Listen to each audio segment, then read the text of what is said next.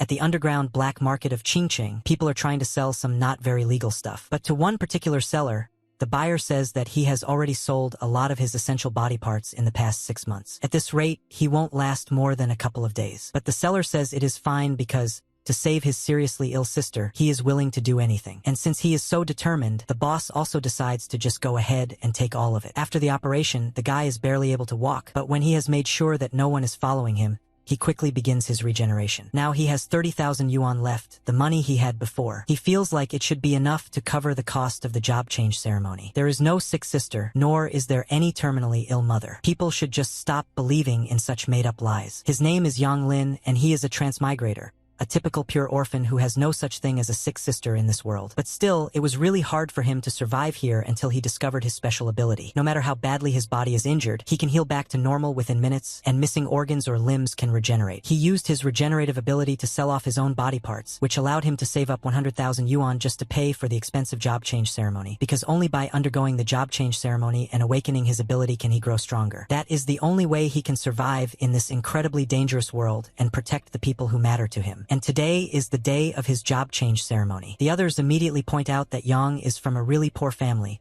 so why is he attending the job change ceremony? He immediately approaches teacher Wang and tells her that in order to participate, he had no choice but to take out a job change loan. However, once again, the others point out that if he ends up with a useless job, then he will be spending the rest of his life just working to pay off that debt. But since the loan has already been taken, the teacher decides to give it her all and asks Yang to hurry and go in, because the ceremony is about to begin. A lot of people are gathered here for the ceremony. Looking at Matt Damon from Class 5, they also talk about how his family isn't well off either, so they are a bit worried. After having paid so many fees, which practically made their hearts bleed, if someone poor like him ends up with a life skill job, then that would be the end of it all. Once Matt Damon is on the stage, he is told to put his hand on the platform and relax by the principal. Once he does that, he gets an A-rank poultry breeder skill, which is a life skill job. The others are also anxiously watching all this, commenting on how now he will be spending his life with chickens and ducks. The principal asks Matt Damon not to be discouraged just because it is a life skill job. Only useless people have useless jobs. Then comes a girl, Keira Knightley, for whom the audience starts going crazy. When she puts her hand on the platform, a huge phoenix-like bird appears in a fiery display of power. The principal is himself shocked, saying that this is an SSS-Rank fire mage. He is happy that finally, Qingqing Academy can hold its head high again. The ones in the audience are also shocked, especially because now many of them are doomed to not even be worthy of admiring her from afar. Yang also thinks about how even an SSS-Rank fire mage can't stand against 1,000, which means this girl has really got some luck. The principal tells Keira that she has awakened an SSS rank class. This is a big deal for the school, so they will have to discuss her training plan going forward. Next, it is time for Yang Lin. Others immediately start commenting on how he is that scholarship student and wonder why he is here. The others tell them that he took out a job change loan. As Yang passes Keira, he thinks about how he has decided not to remain just a background character for that little girl. Once his hand is placed on the platform, he reflects that finally, the moment has come. It's not just about surviving in this world, it's about defying fate and changing destiny. Everything depends on the next step. Suddenly, a blue dragon aura rises, completely engulfing Yang and shocking everyone. The principal cannot believe that another anomaly has appeared, one after another. Keira also wonders if Yang Lin is going to get an SSS level job. The others are stunned, thinking about how insanely lucky this guy must be. A poor student who took out a loan to change jobs and ended up with an SSS level class. It's unbelievable. The principal announces that Yang Lin has gotten a combat job, an SSS level forbidden mage. He proudly proclaims that today, Qingqing Academy takes pride in him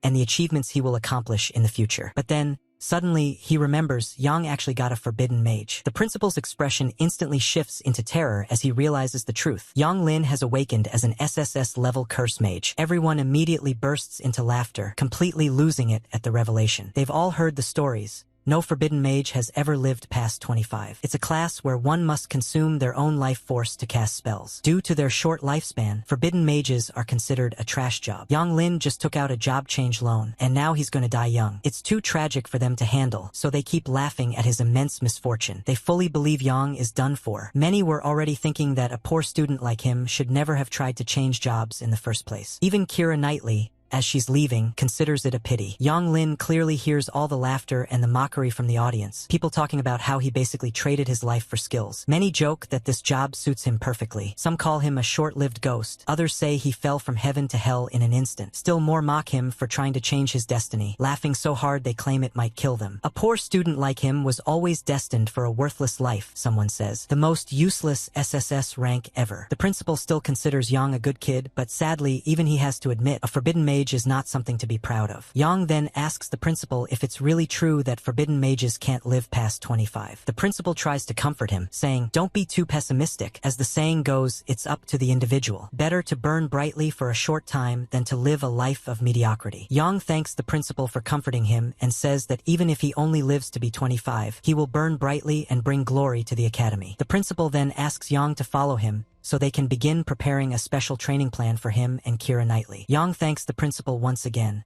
but in his mind, he is the one laughing. After all, forbidden mages may have short lives, but that has nothing to do with his immortal body. Today has been very exhausting for Yang, so he decides to hurry home and get some good sleep. But just then, Keira Knightley approaches him and asks him to join her team, especially because the more a forbidden mage fights, the faster they die. She makes it clear that she's not being malicious. She just doesn't want him to die too quickly, since they are classmates. Yang appreciates the concern, but for now, he simply declines. As Keira leaves, she calls it a waste of good advice on a stubborn ghost and tells Yang to just do whatever he wants. Yang is left speechless. There's nothing he can say to that. Still, he finds the whole situation pretty strange. Then, a group of punks blocks his path. They instantly recognize him as the SSS-level job holder, Yang Lin. Everyone in the school knows that Keira Knightley is part of the G family, so they don't like the idea of someone like Yang, who got to the top just by landing a forbidden mage job, getting close to her. Yang thinks to himself how troublesome women can be. He never expected Keira Knightley to stir up so much trouble with just 2 sentences. He tells the punks that he just wants to go home and nothing else. But they laugh and mock him, saying his home must be some tiny 10-square-meter shack. Since Yang Lin now holds an SSS-level job, one of the punks demands that Yang call him dad, promising to arrange a security job for him at the G group afterward. They laugh more, joking that if he gets a security job at the G group, he should start bowing down to G Shane. One of them says that from tomorrow, Yang can start working there, and once he has some money, he can even buy incense for his dead family from the orphanage. They all laugh hysterically at the idea of an orphan having a family. They then order him to bow down quickly, while one of them comments that his family must not have been qualified. That's why they're all dead now. Unaware of the effect their words are having, they keep taunting him, while Yang grows increasingly furious. He wants to burn everything down. Opening his eyes,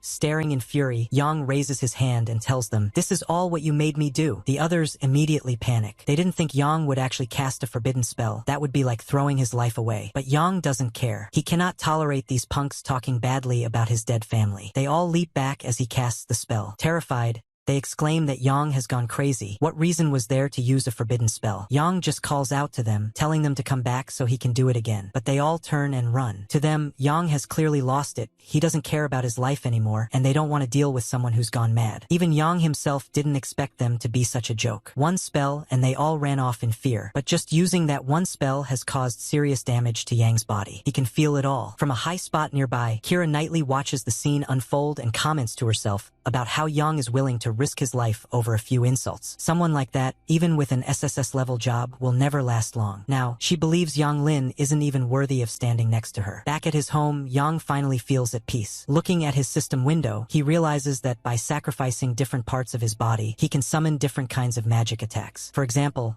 sacrificing a bladder can summon the water in thunder, and sacrificing a heart can summon the life-ending purple thunder. If he wants to summon the ultimate chaos divine thunder, it would basically mean signing his own death warrant. Suddenly, his head starts to hurt, a side effect of his body regeneration acting up. Feeling really tired, Yang lays down and goes to sleep. Shane, on the other hand, talks with someone about getting revenge. He wants Yang taken down and immediately orders someone to be sent after him. However, the person in front of him reminds Shane of what his father taught him. Killing an SSS-level forbidden mage is very risky and doesn't benefit them at all. The person explains that Yang, being emotional enough to risk his life by using a forbidden spell over a few insults, is clearly unstable. On top of that, he's still just a poor student, while the G family has more than enough resources. He advises Shane to learn how to use his greatest advantage, wealth and influence, to exploit his enemy's weakest points. The next day at Qingqing Academy, a poster warmly welcomes all teachers and students from various schools to participate in the upcoming trial exam. Yang, still feeling a bit sleepy, arrives at school. Others immediately take notice of him, especially because rumors have spread about him becoming a forbidden mage and even teaching Shane from the G family a lesson. Suddenly, a voice calls out to Yang. It's Shane. He greets Yang with a cheerful good morning and offers him breakfast, saying it's a friendly gesture since Yang probably hasn't eaten yet. Yang, however, suspects Shane is trying to poison him because he couldn't beat him yesterday. But Shane insists that he would never poison him. Instead, he brought breakfast to thank him. Yang can't think of any reason Shane would want to thank him for anything. Shane explains that Yang's appearance hit him like a thunderbolt. It made him realize he had been living his life in a daze. Still suspicious, Yang asks him to get to the point. What does he actually want? Shane suddenly gets on his knees and says he wants to recognize Yang as his big brother. Stunned, Yang asks if Shane got hit too hard yesterday or something. But Shane insists he's serious. After Yang beat him up, he thought long and hard and came to the conclusion that if he wants to become better, he needs a proper role model. Yang, playing along, says that if that's the case, Shane should also pay tuition. Shane immediately agrees. Then he asks his big brother for his card number so he can transfer the money right away. Yang gives him the number and tells him to transfer 2 million as his first tuition fee. Shane is clearly shocked by the amount, so Yang asks if it's too expensive. But Shane quickly responds that it's not. He'll have his father send the money right away. Just then, it's announced that the portal to the beginner's dungeon is now open. The test is about to begin, and it's hoped that all candidates from various schools achieve great results. All the candidates gather, hopeful for victory. Their teachers take note of the two standing at the front and ask the principal of Qingqing Academy if those are the students with SSS-level jobs. They're clearly standing out, but that annoys the principal. He had told them to keep a low profile. Just getting an SSS-level job should have been enough, but these kids can't help showing off. They really don't listen. Still, he laughs. Deep down, he's proud. He's just pretending to be annoyed to make the other schools jealous. As the visitors take their leave, they tell the principal not to get too cocky. Then, the announcement goes out. All candidates may begin entering the dungeon. Keira Knightley once again offers to team up with Yang, but once again, he politely declines, saying he's fine on his own. Keira can't believe his level of arrogance, but she figures maybe he just wants to die early, and if that's the case, no one can stop him. Yang enters the portal swiftly. After arriving, he looks around and realizes he's alone. He wonders if it was some kind of random teleportation. Then suddenly, a roaring animal appears, one that Yang just considers a little cat. Still, it seems perfect to test his skills on. With just one strike, he takes down the level 1 leopard cat, which rewards him with 10 XP. Getting only 10 XP after such a big setup is a bit disappointing. It makes him wonder if it was really worth losing one of his kidneys. If he's gonna get just 10 XP per kill, then he'll need to take down hundreds of these just to reach level 2. This is gonna be way too slow, which means he'll need to come up with a better plan. A few moments later, a lot of roaring animals are chasing Yang, who is quite excited, even though he's running away from them for now. This wave should give him quite a bit of experience, so he immediately stops and decides to test out his newly mastered skills on them. The forbidden spell he uses this time is Burning Reincarnation, which engulfs him and the entire area in an enormous aura. Even Yang feels the spell is terrifying. His power,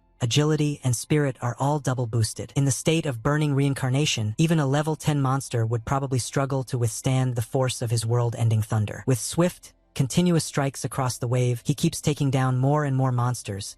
They don't even realize they've been hit. He's so fast that he wipes out entire waves in a single blow. However, the toll on his body is extreme. After just 5 minutes, he's already feeling it. Not wanting to expose his immortal body, he decides to end Burning Reincarnation after about 1 minute to avoid revealing too much. He then switches to Immortal Reverse Life, sacrificing his hand. Placing his other hand on the ground, he creates a magical circle from which electricity begins pouring out. This is World-Ender Extreme Thunder. Everything around him is annihilated: Grey Wolves, 30 XP, level 5 two-headed snakes, 50 XP, level 6 iron scorpions, 60 XP, level 6 centaurs, 60 XP, and even level 2 killer bees, barely 20 XP. But the sheer number of monsters is so high that suddenly, his system notifies him of a level increase. This wave turns out to be amazing for Yang. He levels up directly to level 3, and unlocks a new forbidden spell, Infernal Fire, Burnt Sky. Later, Keira Knightley also passes through the same area. She's shocked by what she sees. So many monsters turned into charcoal. She can't think of anything that could have caused something like this. Then she notices a fire still burning nearby. She immediately recognizes it as Infernal Fire, but the strange thing is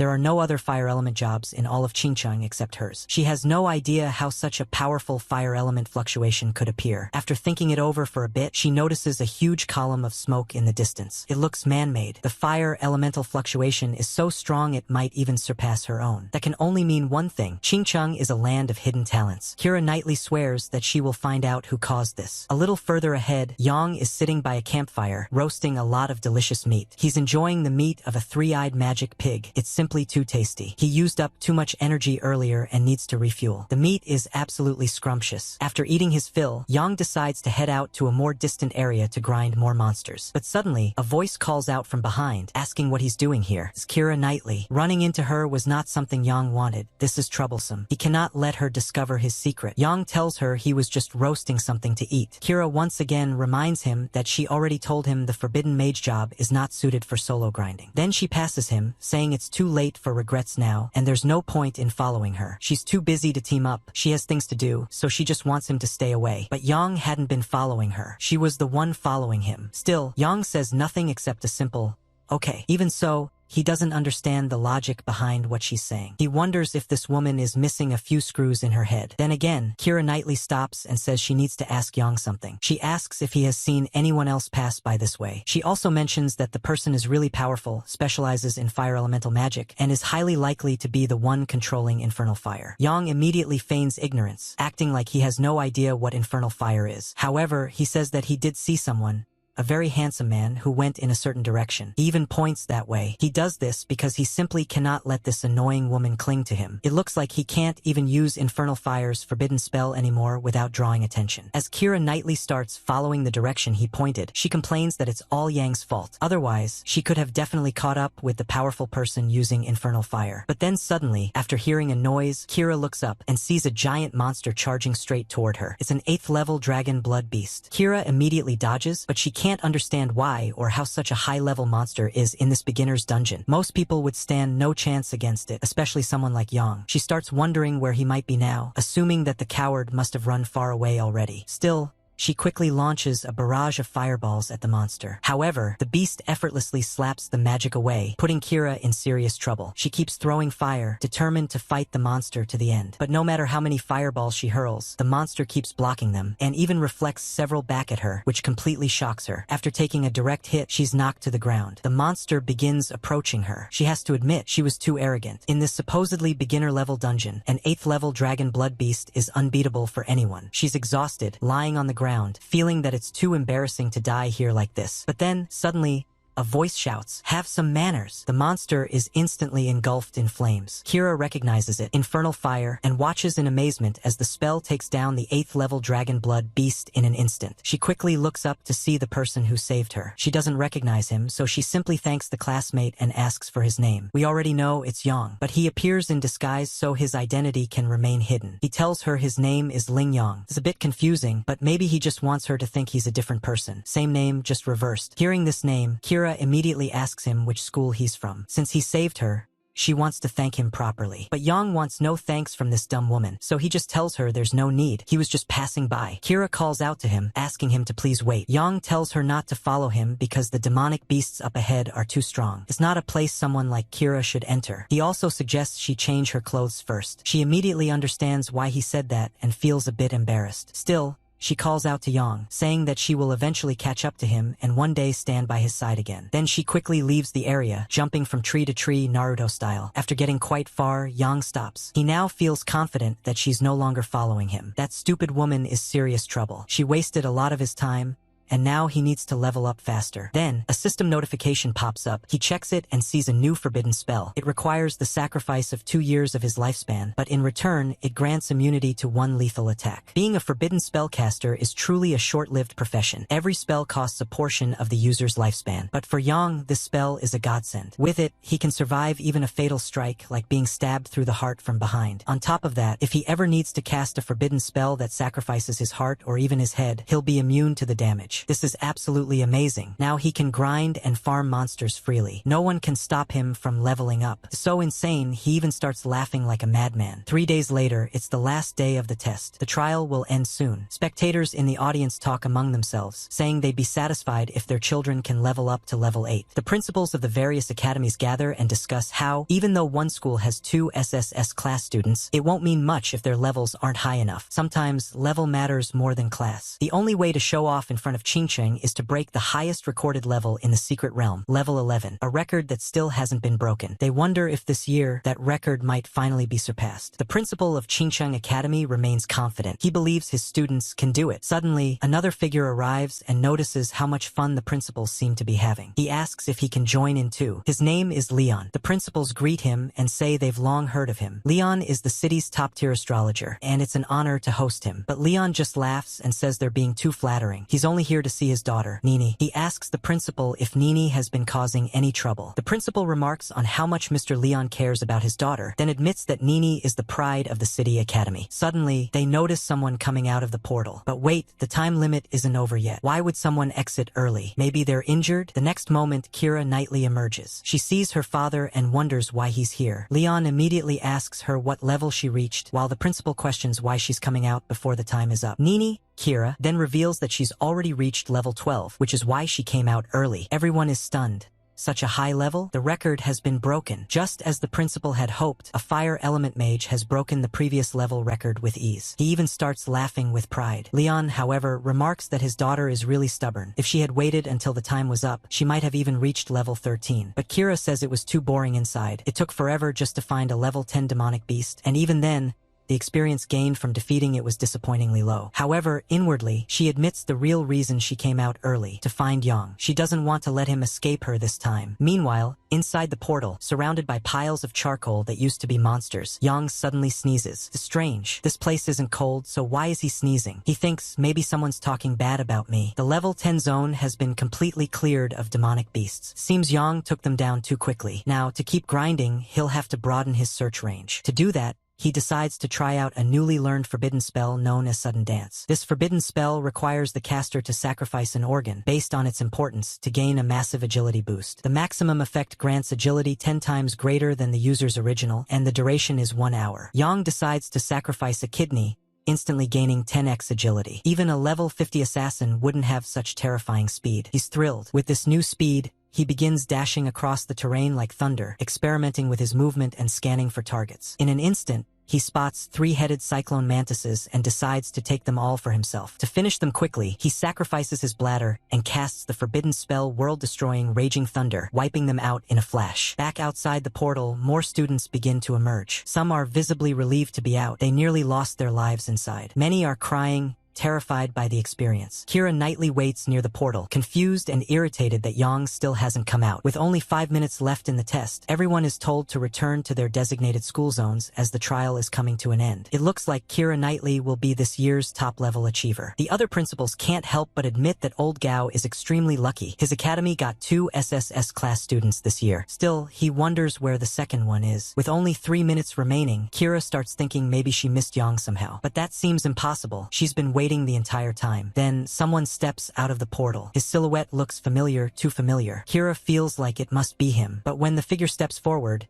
it turns out to be the Yang she doesn't particularly like, the one she now thinks of as a coward. He says casually that since the time is up, he came out. He asks if there's a problem, but Kira is extremely disappointed. She can't believe it turned out to be him. She tells him to not even speak to her and just leave her alone. Yang just thinks this girl is even crazier than before. It's not like I was dying to talk to you anyway, he mutters to himself. Then, Principal Gao walks up to Yang, noticing that he has finally exited the portal. "What level are you at?" the principal asks. Yang replies, "Level 16. Everyone within earshot immediately freezes in shock. Did they hear that right? Level 16? That's absolutely insane. It's nearly impossible. The previous highest recorded level in this rookie secret realm was only level 11. And this is just a beginner's test. How could someone reach level 16? But soon, it becomes absolutely clear to everyone that this guy is seriously at level 16. Leveling up from 1 to 16 requires a total of 12,000 experience points. The highest level demonic beast inside the rookie secret realm is level 10, and defeating one gives 100 XP. That means Yang took down 1,200 level 10 demonic beasts. This is something none of them can believe is even possible. However, Principal Gao just smiles and tells Yang that he did an incredible job and that Qingcheng Academy is proud of him. Even Leon comments on how impressive he is, but Kira immediately dismisses it, saying it's not that impressive. She reminds everyone that Yang is a forbidden spellcaster. If he keeps using forbidden spells without any consideration for the consequences, of course he would level up quickly. When the other principals hear he's a forbidden spellcaster, they also quickly understand how he managed to reach level 16. Now, everyone is murmuring about how crazy this guy must be, because using forbidden spells to level up inside a rookie secret realm isn't something anyone with common sense would do. Other forbidden spellcasters don't even live past the age of 25. At this rate, this guy might not even reach 20. To them, it's laughable, sacrificing his life in exchange for fame. It's idiotic behavior. However, one of the teachers speaks up and says they shouldn't mock him. He used his life just so they could admire him, so maybe they should let him enjoy that moment for a few days at least. The other principals now approach Gao and question why he allowed this to happen. One even wonders if Yang was forced to do this, suggesting that maybe the principal used him for the academy's fame. But Principal Gao shuts that down immediately. He firmly states that as a teacher, he would never use his students' lives as a joke. Yang also speaks up,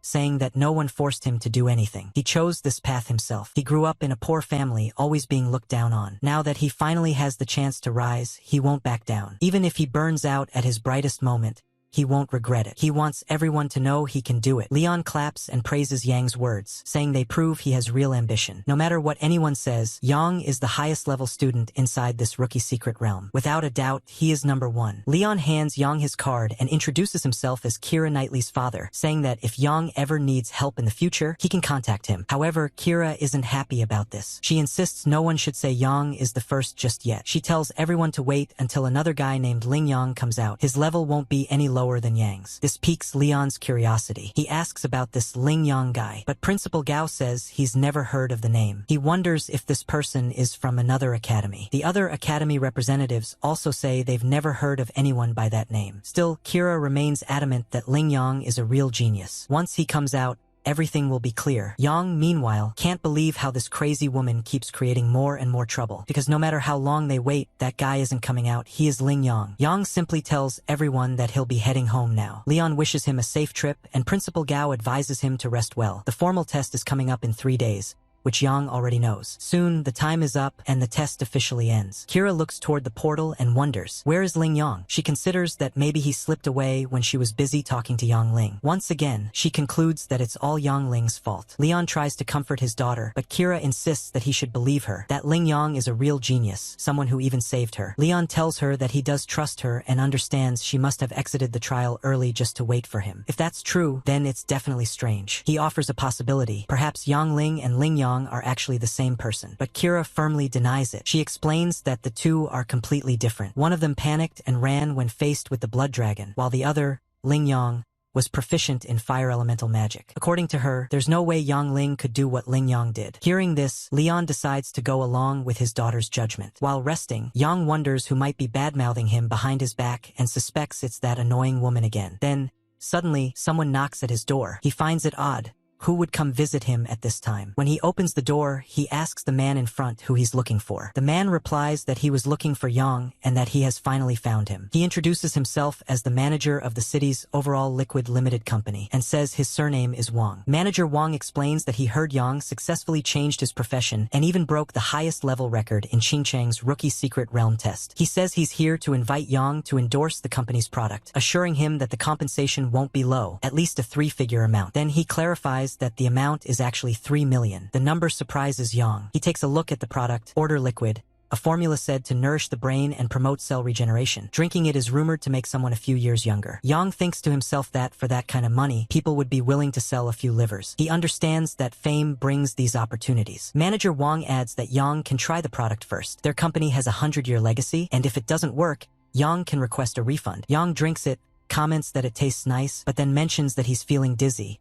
and suddenly collapses. Manager Wang quickly calls his boss and tells him the task is done. He adds that Yang turned out to be a complete fool and that he didn't even need to use the backup plan. The boss tells him to bring Yang to his place. At a strange-looking warehouse, outside which a few people are sitting by a campfire, Manager Wang informs his boss that Yang has been delivered. Still confused, he asks why they are going to such lengths just to capture a single student. The boss tells him to stop asking questions he shouldn't and instructs him to guard the entrance. He adds that no one is allowed to enter without his orders, and those who disobey should be dealt with immediately. Manager Wang nods in understanding and leaves. Inside, Yang lies unconscious. The boss inspects him and is immediately stunned to see that all of Yang's previously sold organs, his pupils, coronary arteries, liver, gallbladder, kidneys, spleen, and stomach, have regrown. He mutters to himself that it's unbelievable. This kid sold all those parts, yet somehow they've all returned. With this discovery, he realizes he could uncover the secret of organ regeneration. Laughing like a maniac, he thinks that with such a secret, he could become immensely powerful and wealthy, powerful enough that even the most elite figures in the world would bow to him. But then he suddenly freezes. Yang is awake, already sitting calmly in a chair. This shocks the boss. He notes to himself that even an elephant wouldn't have woken up for 6 hours after consuming that drug. Yet Yang is not only awake but alert. Yang asks him how he managed to track him down. The boss pulls out a knife and says that since Yang is awake, there's no need for courtesy anymore. He tells Yang to surrender now so that he can at least keep his limbs. Yang quickly realizes that this man is also a job changer and is at level 20. It looks like Yang will have to get serious. If Yang uses a fire element spell here, the entire place would burn down, and he would rather keep a low profile. So instead, he chooses to cast the forbidden spell Eye of Eternal Frost. In this spell, the caster sacrifices one of their eyes. Before going blind, they unleash a wave of freezing power that locks everything within its range. Before the boss can fully grasp what's happening, Yang's eye begins to glow, and instantly, everything starts freezing. The boss attempts to counter it with his knife, but the blade shatters instead. He can't believe what's happening. How could someone at just level 16 cause so much trouble for someone like him? A level 20 job changer. Even if Yang is a forbidden spellcaster, he shouldn't have been able to defeat him in just one move. The boss can only conclude that this boy is no ordinary person. He's some kind of monster. Yang, now calm, returns to his seat. He feels like he can talk now and wants answers. He asks the boss who else knows about his organ regeneration ability. The boss replies that there's no way he would have told anyone else about something so valuable. Yang believes him for now and decides to end it quickly. With a single punch to the face, he shatters the man's skull and destroys the eyes that had been staring at him in shock. Then, remembering that he drank that dirty liquid, Yang decides to sacrifice his stomach. As a result, he summons a bolt of thunder that instantly takes down all the goons nearby. Only one of them, the one who actually kidnapped him, remains alive. The goon drops to his knees and starts begging for mercy. Yang asks him who's really behind all of this. The man says he can't reveal it. Yang, unimpressed, prepares to finish him off. But just as he's about to strike, the goon panics and begs for his life. He says he'll talk. He reveals that the mastermind behind everything is Kenshin, the underground king of Qingcheng City. Yang recognizes the name. Kenshin is known publicly as one of the city's top 10 philanthropists. If that's true, then things are starting to get far more complicated than Yang expected. While weighing his next move, Yang decides there's no reason to leave loose ends. Without hesitation, he takes down the last goon. At the Qingcheng black market, Kenshin, the boss, is informed that one of his important men has gone missing after going after a poor student. They haven't been able to contact him for over half an hour. When their people arrived at the location, they found the entire area burned down. From the surroundings, it looked like the work of a fire element awakener. Kenshin immediately shouts at his staff to investigate the matter thoroughly. He demands that the missing man be found at all costs. The staff member assures him that he will personally take charge of the investigation starting immediately. Later, we see Yang getting out of a car in front of Shane, who respectfully calls him boss and says that he had sent people to receive him as soon as he heard he was coming. Yang notices that Shane's house is quite large. Shane brings up the topic of the 2 million yuan that Yang had previously asked for. He tells Yang that he already informed his father about it, but there's some trouble for now in transferring it. However, Yang doesn't appreciate Shane bringing up money at this point. To him, it almost feels like Shane is looking down on him. Since Shane called him boss, then as a subordinate, money shouldn't matter anymore. Shane quickly places a hand on Yang's shoulder and says that he won't bring it up again. From now on, he wants Yang to treat this place as his own home. In his mind, Shane thinks that his father was right. Yang really is simple-minded. Meanwhile, Yang thinks to himself that as long as he hides inside the Ji family, he doesn't believe Kenshin would dare send someone here to capture him. As they walk further into the estate, a group of maids comes forward to greet them. Yang is taken aback by the scene, but seeing the luxury in front of him, he finally understands why everyone wants to be rich.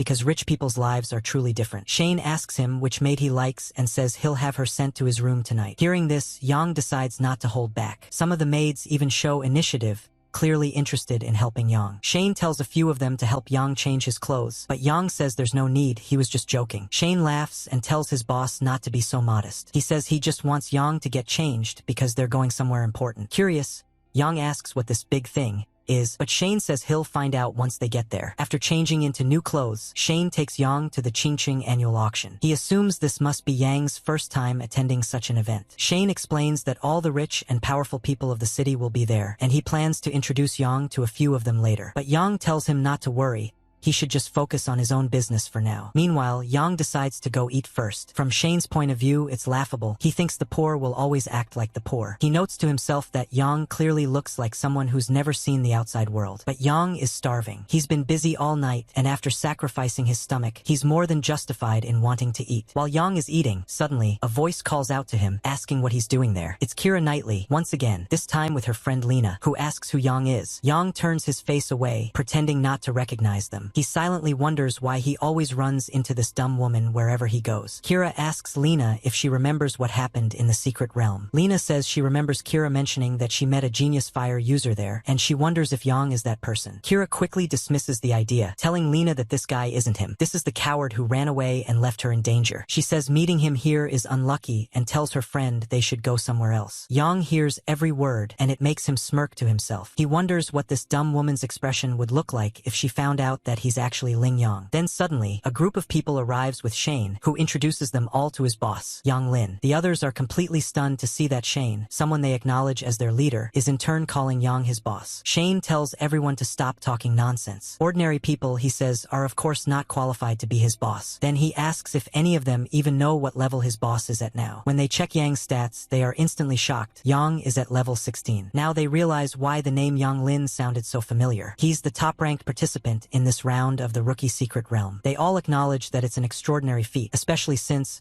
when they first came out of the Secret Realm themselves, they were only around level 6. Yang tells them there's no need to be so surprised. He was able to reach that level because he had some knowledge about leveling up. With a small sigh, he adds that if only he could go outside the city with them, he would have brought them along to level up together. That way, they could have gotten good grades for their final exam. Hearing this, everyone immediately expresses interest in tagging along with Yang to level up. However, Shane points out that to avoid such situations, students are not allowed to leave the city before the final exam. Yang had already heard that the path to the final examination lies outside the city. So, during that time, if they're permitted to leave, they can level up together with him. Still, there's a problem. Even though Yang's level is high, he doesn't have any equipment. Shane quickly reassures him that getting equipment is easy. He tells Yang not to worry.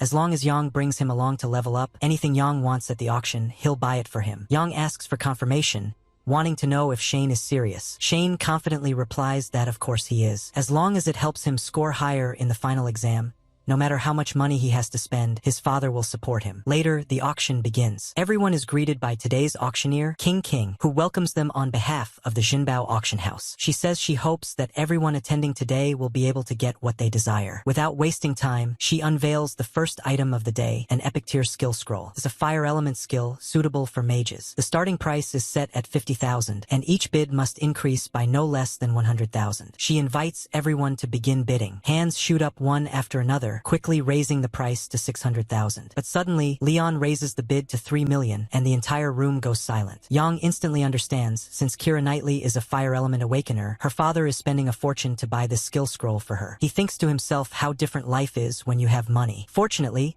Yang doesn't need any skill scrolls himself. He's a forbidden spellcaster, and every skill he uses is a forbidden spell. Yang then tells Shane that since his profession is an A-rank swordsman, if he sees any abilities at the auction that suit him, he should place a bid. Yang says these abilities could save Shane's life when it really matters. Shane immediately understands. The next item is exceptionally rare, a ring that increases spiritual attribute by 30 and comes with a passive skill known as Dragon Blessing. The starting bid is 2 million, with minimum bid increments of 100,000. Bidding begins quickly, and and the price soon rises to 3.1 million. Yang comments that a ring that increases spiritual attribute by 30 alone would be incredibly useful for them, so he immediately instructs Shane to place a bid. Shane asks his father to bid on the ring, and his father promptly places a bid of 8 million. To him, spending that much to help Shane enter a prestigious school is more than worth it. Besides, the lifespan of a forbidden spellcaster is short. In a few years, when Yang is no longer around, the equipment will likely return to the G family anyway, so he feels reassured. However, another person suddenly raises the bid to 10 million. This new bidder is Kenshin, who immediately greets President G, asking how he's been. G is puzzled. He wonders why the king of the underground is attending this event. Yang also takes note of Kenshin but keeps his head down. He can't afford to be discovered. Kenshin then demands that G explain why his man was taken down. G is confused by the accusation and doesn't understand why he's being blamed. Still, he wants to show that the G group is not to be messed with, so he increases the bid to 12 million. Kenshin smirks and accepts the challenge, saying he wants to see who will last until the end. He then quietly asks his staff if they've confirmed whether the car spotted near the warehouse really belonged to the G group. The staff member confirms it. There's no doubt. The car drove back to the G family villa that evening. This confirmation makes Kenshin furious. He vows to take down the G group, but warns his men that when he does,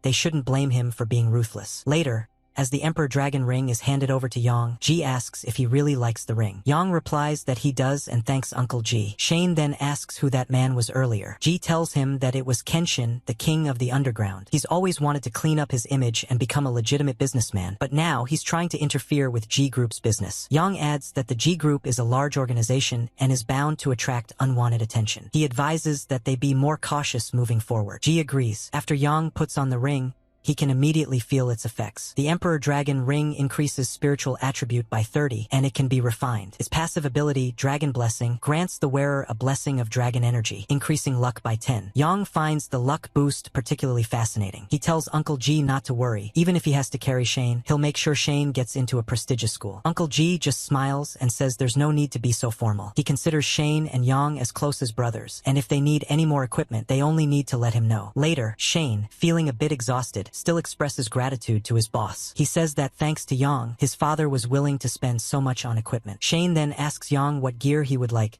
He can pick anything he fancies. Several options are presented. Azure Thunder Ring increases spiritual attribute by 15, can be refined, and boosts lightning abilities by 20%. Molten Moon Necklace increases spiritual power by 200. Dual Yin Yang Bracelets increase spiritual attribute by 40. When worn together, the Yin and Yang bracelets activate a twin effect that enhances healing factor. Yang looks over the items and thinks this isn't a bad haul at all. A ring that boosts thunder damage, a necklace that amplifies spiritual power, and a pair of bracelets that improve healing. Yang wants all of the equipment, especially the bracelets. Even if his body's secret is discovered by others, having this item will give him a way to shift suspicion and clear the air. The sword is also extremely powerful. With it, he'll be able to utilize his level 10 nullifying spell. The Starfall Fracture increases his strength attribute by 300, and under Starlight, it grants a stacking strength bonus, increasing up to a maximum of 100. Yang is absolutely in love with the blade. He tells Shane that with this weapon, they'll be unstoppable in the upcoming exams. The nullifying spell,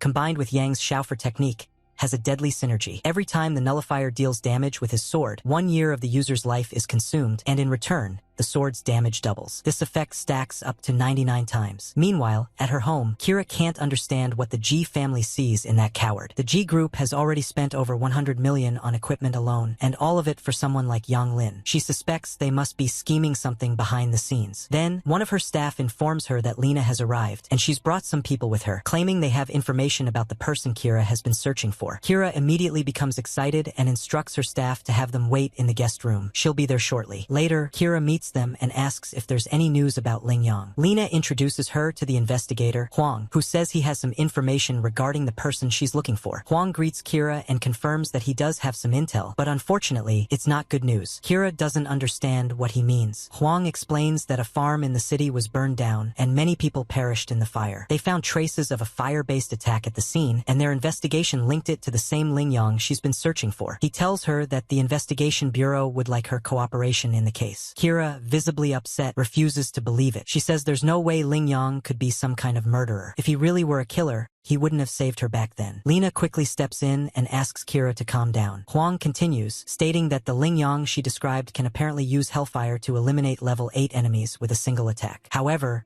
during their investigation, they couldn't find much more about him. He then says there's someone else they're curious about and asks Kira if she knows this person. Kira asks who he's talking about. Huang reveals the name, Yang Lin.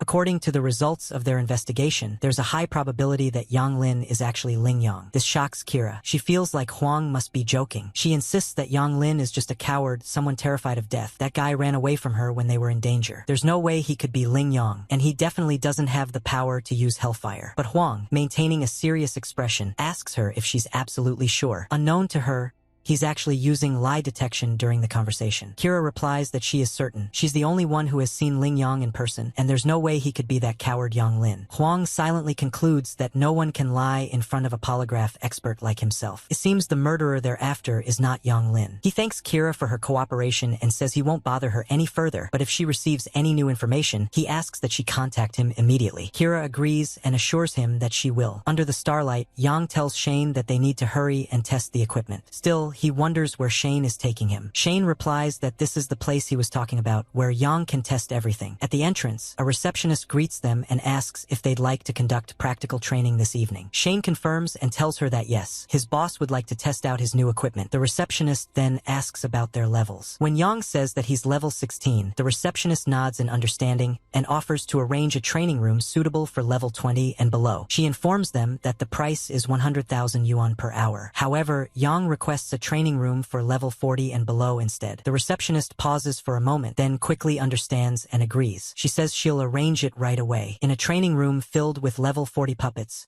Yang draws his sword. Since there are no cameras inside, he's free to do whatever he wants. First, he tests the power of his life sword combined with the curse spell Burning Reincarnation. With a single sweeping strike, he slashes through countless puppets. Then, he follows up with the life sword curse spell again, taking down even more. So far, Yang is pleased with his performance. He decides to try out other curse spells next. Outside the room, loud crashing sounds echo from within. Hearing the chaos, Shane explains to the receptionist that with the exams approaching, his boss tends to go a bit wild when training. The receptionist just comments that if he trains that hard, he's sure to get good results. A moment later, Yang emerges, looking a bit exhausted. He says he's going to rest and then asks if he'll need to pay for breaking anything in the training room. The receptionist thinks he's joking. She replies that if a level 16 trainee can destroy anything in a level 40 training room, it means the quality of the room isn't up to standard, so they wouldn't have the right to demand compensation anyway. Yang smiles at that and tells Shane to come along with him. But when the receptionist walks into the room and sees the devastation, she screams to the heavens in shock. Later, at the G family's residence, the guards outside are suddenly attacked. Inside, G wonders what the commotion is. Then, one of his staff rushes in and shouts for him to run, but is immediately brutally taken down by Kenshin. Ji quickly draws a gun, but before he can fire, Kenshin swiftly disarms him. Putting a foot on Ji's face, Kenshin mocks him, saying he's a fool for using a gun against an awakened. Another gang member arrives and says they didn't find the targets. Kenshin concludes that Ji must have helped Yang and Shane escape. For now, he orders his men to take Ji away, saying he'll let him live a little longer. Meanwhile, Yang and Shane arrive at the residence. Shane is confused. None of the lights are on. He wonders if there's a power outage. But Yang suddenly smells blood. Alarmed, he dashes forward, and inside they see bodies lying all over the floor. Shane is terrified. He thinks they've entered the wrong house. There's no way this could be his home. Yang tells him to stay alert. Shane runs around frantically, calling for his father and Uncle Fu, desperate to know where they are. Yang scans the area and notices a piece of paper on the table. He picks it up and tells Shane to come take a look. On the paper is a message. If Shane wants to save his father, bring Yang Lin to the underground black market. For every 6 hours of delay, I will send a piece of his father. Shane clenches his fists, furious. He knows this must be Kenshin's doing. He swears to take him down. Yang tells Shane that this happened because of him, so he should be the one to handle it. He urges Shane to hide somewhere safe, saying he'll rescue his father. But Shane, filled with rage, insists on going with him. He wants to fight Kenshin with his own hands. Before Shane can finish speaking, Yang knocks him unconscious with a swift attack. He whispers for Shane to trust him and promises to bring his father back safely. After carefully laying Shane on his bed, Yang, now serious and resolute, swears to show Kenshin just how terrifying a curse master who no longer fears death can be. Later, in the shady part of Qing City, at the underground black market, Yang arrives, traveling swiftly across rooftops. He feels glad he made it in time, but suddenly he's spotted. Even Yang is shocked. They detected him far too quickly. That should have been impossible. Moments later, multiple laser pointers from rifles lock onto him. The goons jeer, asking Yang what century he thinks he's living in, Why is he still hiding in the shadows? Yang realizes there must be infrared night vision cameras tracking him. He didn't think there would be such advanced technology in the black market. Then,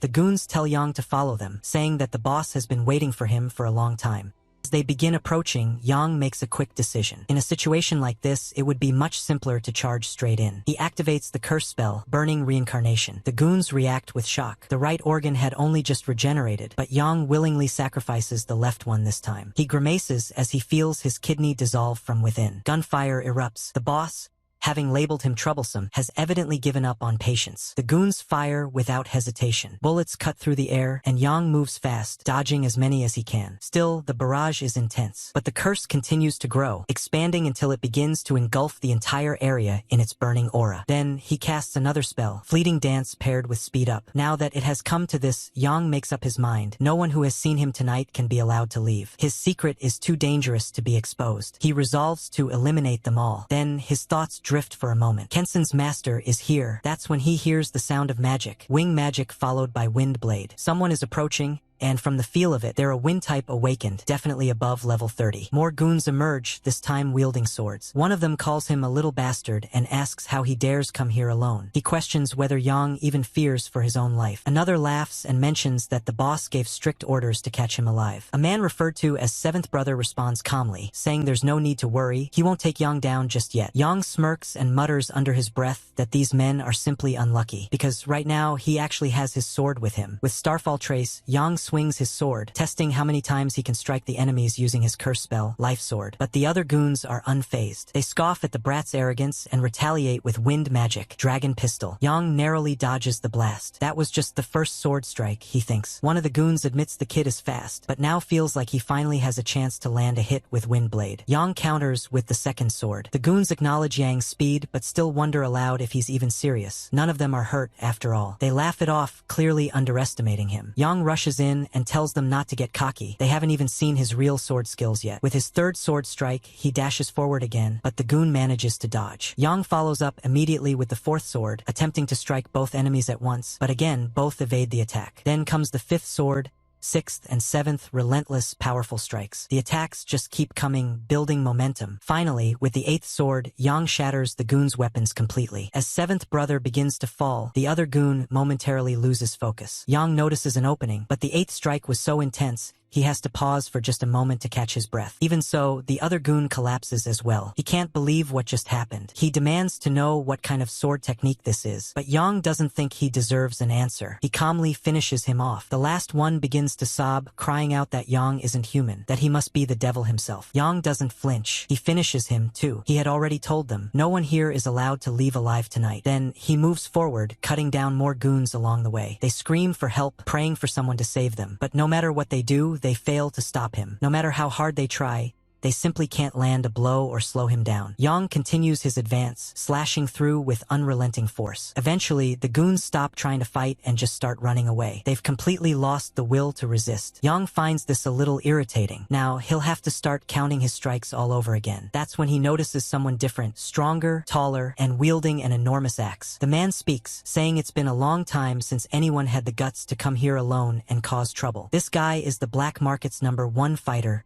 Dazuki. He's at level 42. Dazuki eyes Yang with suspicion, wondering what kind of secrets this kid could possibly have, especially since he hasn't collapsed despite all his injuries. Yang, meanwhile, studies the massive axe in Dazuki's hands. That thing must weigh several hundred kilograms, he thinks. Then, Yang addresses Dazuki, saying that if he puts the axe down first, he's willing to reveal the truth about his powers. But Dazuki refuses. With a cruel smile, he says he'll just take Yang down and examine him slowly afterward. He swings his axe, a devastating blow that tears through the surrounding structure, leaving destruction in its wake. Yang immediately activates his curse spell, Burning Reincarnation, followed by Fleeting Dance. Seeing this, Dazuki bursts out laughing. He now realizes Yang is a curse master, but he also wonders how long someone like that can last, burning their own life force in exchange for temporary combat power. The thought only boosts his confidence. He continues swinging his axe with even more force, convinced that it's only a matter of time time before Yang runs out of energy. Then, with a sudden and brutal strike, Dazuki knocks Yang's sword out of his hands. Just as Yang expected, a level 42 awakened is proving to be a formidable opponent. Dazuki laughs like a maniac, swinging his massive axe again and again. He mocks Yang, saying his sword skills are completely off the mark. Yang keeps dodging, trying to avoid the brutal strikes, but he can't evade them all. One hit lands hard, sending him flying into a wall. Dazuki walks toward him, claiming he was just getting warmed up, while Yang is already on the ground. Yang admits it. When it comes to close-quarters combat,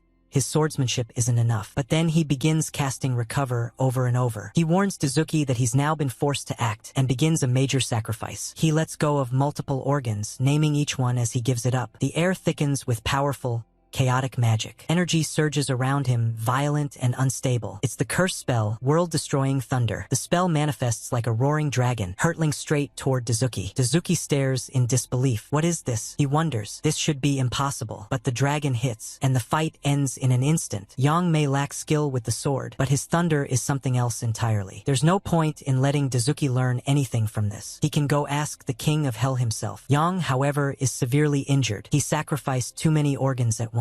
His vision blurs, he's feeling lightheaded, dizzy. Meanwhile, in a room above, the main boss of the facility sits calmly. A woman beside him remarks that she heard there was a little intruder downstairs. She hopes everything will be alright, but the boss doesn't look concerned at all. As far as he's concerned, nothing could possibly go wrong, not with Dazuki around. Then, smiling, he tells the lady that he has something delicious for her today and asks if she'd like to try a taste. The lady giggles with excitement, calling Kenshin really, really bad. But suddenly, the wall of their room explodes. Yang bursts in. Yang glares at the man inside and calls out, "Kenshin, where is Uncle G?" Kenshin's expression turns sour, clearly annoyed by the interruption. As the lady shrieks and begins running away, Kenshin turns to Yang and asks how he managed to get this far and what happened to Dazuki. Yang wastes no time. He leaps forward and declares that Dazuki is gone and that Kenshin is next. Kenshin simply laughs and effortlessly blocks Yang's attack. He tells him that plenty of people have tried to take him down and a brat like him isn't even close to being worthy. Grabbing Yang by the collar with one hand, Kenshin uses heavy power, breaking grasp, crushing Yang's chest. He sneers and tells Yang to remember this lesson in his next life. Never mess with Kenshin. Satisfied that it's over, he tosses Yang across the room, irritated that he wasted so much time on someone so beneath him. But to his shock, Yang rises again. He uses Recover, though he's clearly exhausted. His breathing is ragged, and his body is trembling, but he refuses to stay down. Kenshin stares in disbelief. He can't understand how Yang is still alive. But Yang doesn't care about dying. Not yet, not until he finishes what he came for. Then, Yang sacrifices his left eye, allowing him to cast the cursed spell, Eyes of Eternal Freeze. A chilling energy erupts from his body, freezing the air and Kenshin's limbs in place. Kenshin's eyes widen. What is this spell? He can't move, not even a finger. Yang steps forward and repeats his question, "Where is Uncle G?" Kenshin remains silent, defiant. He says he's not going to reveal anything. Fine. Yang begins preparing another spell. Since Kenshin wants to be stubborn, he'll have to suffer a little more. The next attack slams into Kenshin's arm, ice spreading through muscle and bone. Kenshin screams in pain. Suddenly, another figure enters the room, the same woman, now holding a gun. She shouts at Yang to stop, warning that she'll shoot if he moves any closer. Yang glances at her, puzzled. Is she trying to act righteous now? Are they going to start negotiating with hostages? She keeps the gun aimed straight at him, telling him not to take another step or she'll fire. Yang wonders if she actually plans to protect Kenshin, or if this is a bluff. But then, Kenshin scoffs and tells her he doesn't want a woman saving him. He orders her to get out, but the woman ignores him and opens fire. The bullet strikes Yang, causing him to stagger, but he still doesn't go down. The woman rushes over to Kenshin in a panic, but Kenshin immediately scolds her. He calls her a fool and tells her to get out of there. He warns her that this won't end easily. Yang is far from finished. The woman looks at him, stunned, unable to comprehend the situation. But behind her, Yang has already moved. He positions himself near the hostage and calmly begins casting another freeze spell. In a flash, the woman and the gun in her hand are both completely frozen, caught mid-motion. Kenshin shouts at Yang, telling him that if he wants someone to take down, he should come for him directly. He admits responsibility for everything and insists the woman knows nothing. He pleads for her to be left out of it, but Yang has no interest in hearing more. In the very next instant, he slashes. A single, decisive blow. Kenshin is silenced and taken down just like that. To Yang, the man had become nothing more than a nuisance. Too loud, too late. With Kenshin lying motionless on the ground and the woman standing silently beside him, Yang pauses for a moment, wondering what that arrogant man had been shouting about. There's no way he can forgive him for what he did. The woman begins to cry as Yang grabs the hostage and prepares to leave. Through her tears, she asks why Yang took down Kenshin but spared her. Why not finish her off as well? But as Yang walks away, he simply responds that she's being silly. He doesn't kill women. He tells her to go her own way and disappears into the shadows. The woman is left speechless. Later, at the G family villa, Shane rushes forward, overjoyed to see his father finally safe and sound. He admits he almost thought he had lost him forever. G, surprised by the emotional reaction, gently asks why Shane is crying. He tells his son not to worry. Everything will be alright as long as he's alive. Turning to Yang, Ji thanks him and says that since he was unconscious through the whole ordeal, he wants to know how Yang managed to rescue him. Yang, however, simply replies that he's not entirely sure himself. After a pause, he says that his good friend, Ling Yi,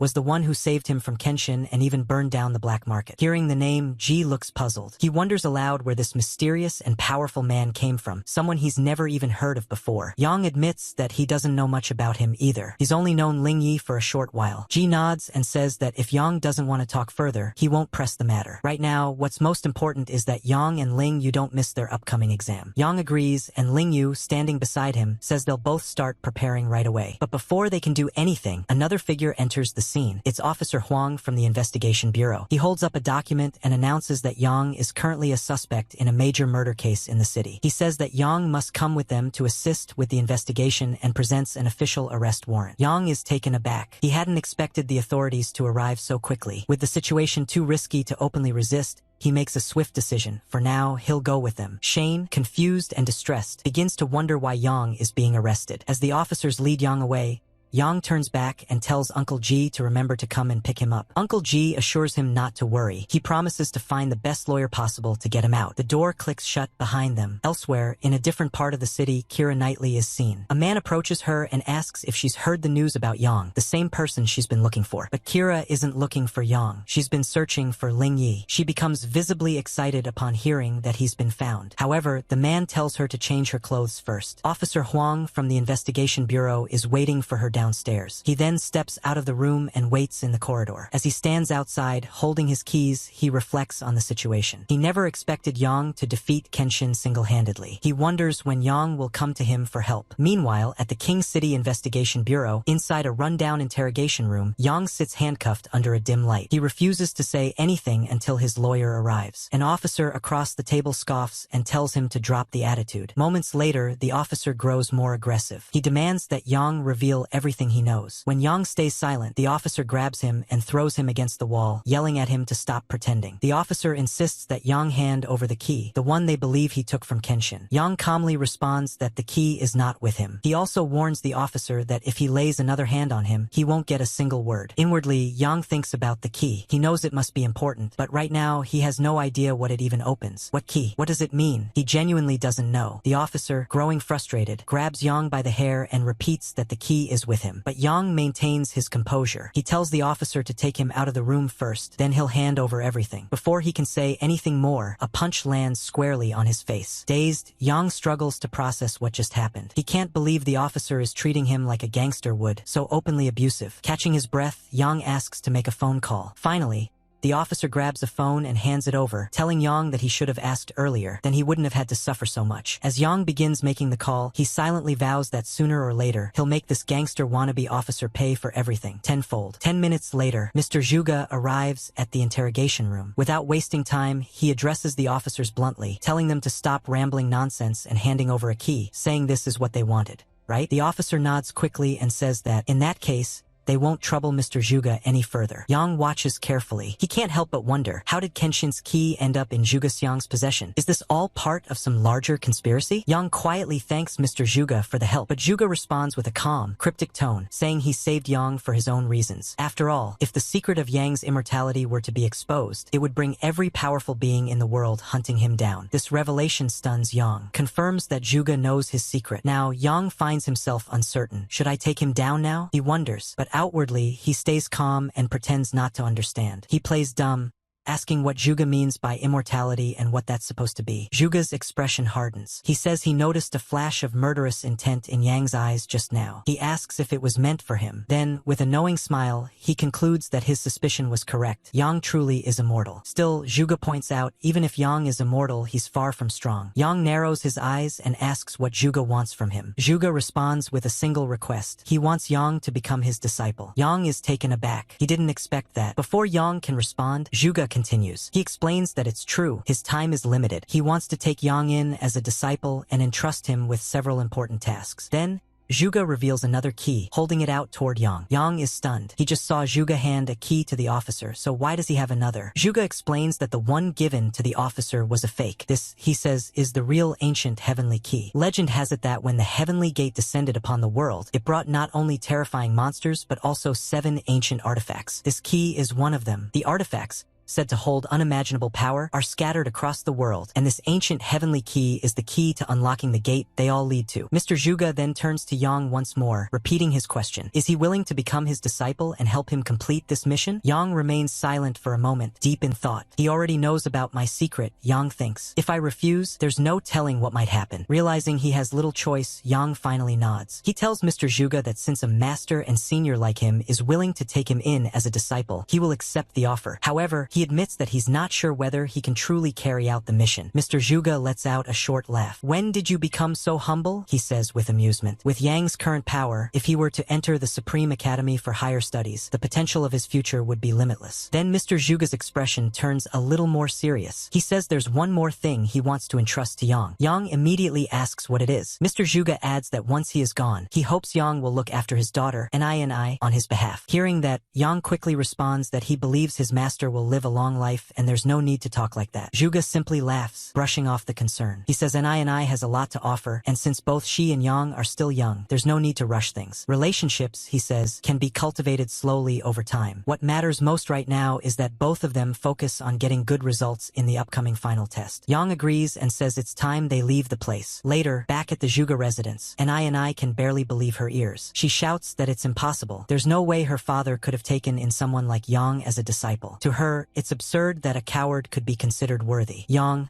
unimpressed by her tone, tells her that if she has a problem, she can go ask her father herself. As Mr. Zhuge walks in, Ani immediately turns to him, raising her voice and demanding to know why that guy is in their house. Zhuge gently addresses her as his little princess and asks why she's so upset now that she's back home. He then confirms that what Yang said is true. He has indeed taken him as a disciple. But Ani is stunned. She stares at her father, wondering if he's lost his mind. She reminds him that he's a forbidden spellcaster and questions what he could possibly teach someone who, in her words, won't even live past the age of 25. Mr. Zhuge, however, calmly tells her not to be so harsh. He explains that Yang is stronger than she thinks, and, more importantly, he is the very person she's been looking for all this time. He is Ling Yi. This revelation hits Ani like a slap. She stares at Yang in disbelief, calling it a joke. To her, Yang isn't just a coward, he's a liar, and now even her father has apparently fallen for his act. Frustrated and furious, she declares that she can't live under the same roof with someone like him. She storms out, vowing to find the real Ling Yi and expose Yang as a fraud. Once she's gone, Yang turns to Mr. Zhuge and asks if he still expects him to protect her. Zhuge sighs and says to forget it. In King Chang,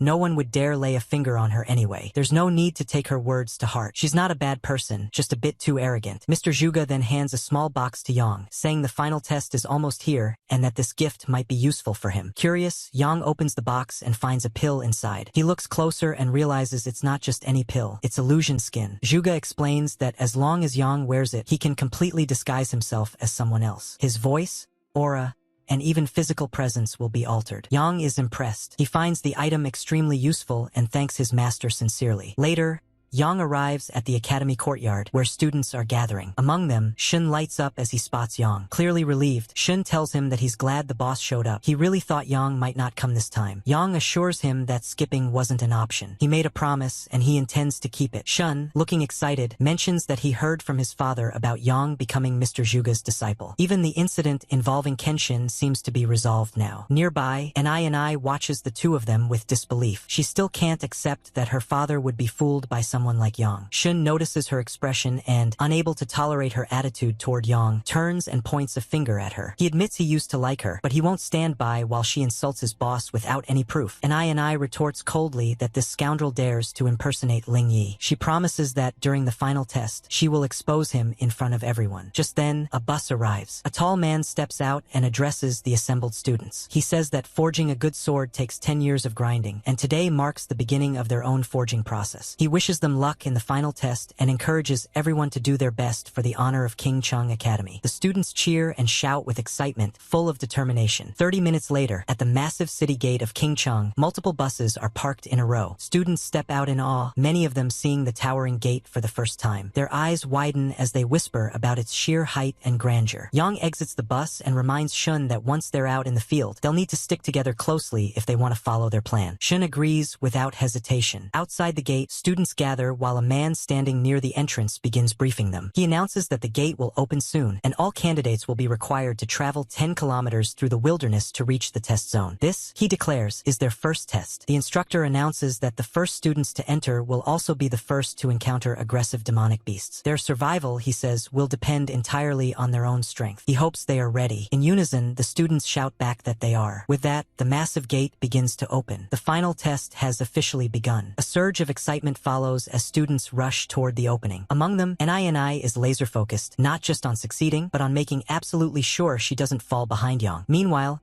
up on the towering wall above, several instructors observe the crowd of students funneling into the wilderness. They begin speculating among themselves about how many might qualify for Dexia Academy this year. Last year, only 5 made it, and they doubt this batch will do much better. Still, the teacher from King Chung Academy remains confident. He remarks that regardless of the numbers, at least 2 students from his school are certain to make it. He seems sure of his academy's superiority. Suddenly, a foul odor hits the students below. It's the sharp, nauseating stench of demonic beasts. And then it appears. A hulking creature emerges from the trees, a bloodthirsty demon lizard level 11. As the students catch sight of its massive, blood-colored form and razor-sharp claws, panic spreads instantly. Without hesitation, most of them turn and start running away. Watching from above, one of the teachers mutters in disappointment that this year's crop seems weak. He says it's embarrassing that a mere level 11 demon lizard is enough to send them fleeing. The King Chung teacher smirks, noting smugly that none of the students retreating are from his academy. Down on the field, however, Yang does the opposite of fleeing. He moves swiftly toward the beast. In one clean,